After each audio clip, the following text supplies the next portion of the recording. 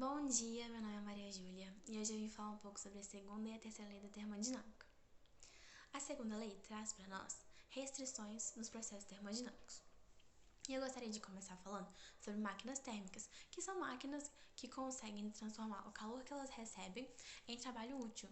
E assim, a gente pode falar também sobre o primeiro enunciado da segunda lei, que diz que é impossível que uma máquina térmica consiga transformar todo o calor que ela recebe em trabalho útil. Ou seja, uma parte desse calor que ela recebe é descartada. A gente também pode calcular o trabalho útil que essa máquina faz, que é a subtração entre a quantidade de calor que chega na máquina e a quantidade de calor que é rejeitado da máquina, que é descartado. A gente também pode calcular o rendimento dessa máquina, e ele é feito pela eficiência dela em transformar o calor que ela recebe em trabalho útil. E ele vai de 0, que é o zero rendimento, a 1, que é 100% de rendimento. Porém, como a gente viu no primeiro enunciado, diz que uma máquina não consegue transformar todo o calor que ela recebe em trabalho útil. Então, não tem como uma máquina ter 100% de rendimento, 100% de eficiência. Então, o valor de número 1, ele não é atingido. Então, dessa forma, um engenheiro francês fez um ciclo que chamava ciclo de Carnot, que ele tem um rendimento muito maior, um rendimento bem alto.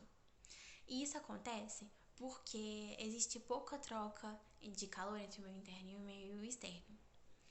Ele é caracterizado por ter duas reações isotérmicas, ou seja, que mantém a temperatura constante, e duas reações adiabáticas, que não tem troca de calor com o meio interno e o meio externo. Então, dessa forma, a gente pode afirmar que não existe nenhuma outra máquina térmica que tenha o rendimento maior do que o ciclo de Carnot.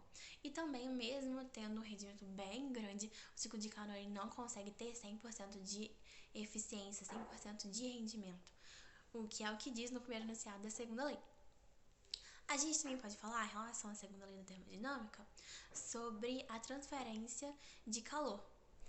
A transferência de forma espontânea do calor, ela vai do ambiente que tem mais calor para o ambiente que tem menos calor, ou seja, do quente para o frio. Porém, os resfriadores fazem completamente o oposto. Eles levam o calor do ambiente menos quente para o ambiente mais quente, ou seja, do frio para o quente, do frio para o ambiente mais quente. E isso acontece apenas porque tem uma interferência externa, que é um trabalho externo que essa máquina faz. E por isso, os refrigeradores, como a geladeira e o ar-condicionado, eles precisam estar ligados na tomada, porque eles usam a energia elétrica para fazer o trabalho e assim conseguem fazer a transferência de calor de uma forma que não é espontânea, que não tem na natureza. A gente também pode medir o rendimento desses resfriadores. E ele é feito a partir do quantidade de trabalho que ele precisa realizar para fazer essa troca que não é espontânea de calor. Se ele precisa fazer muito trabalho, ele tem menos rendimento. Se ele precisa fazer pouco trabalho, ele tem um rendimento bom. E outro conceito também que a gente pode agregar à segunda lei da termodinâmica é o conceito de entropia, que é uma grandeza que mede o grau de desordem do sistema.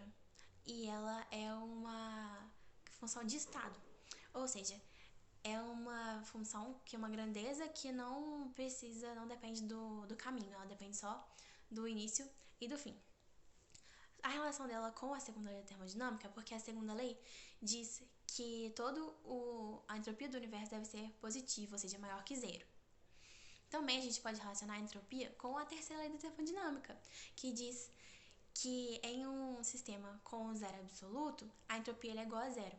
Quando a entropia é igual a 0, o processo ele é reversível, que é o que não ocorre na natureza, igual quando a entropia, como diz a segunda lei, é maior que 0, que é irreversível.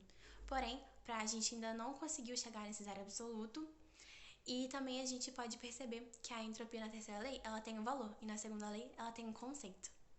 É isso, muito obrigada pela atenção.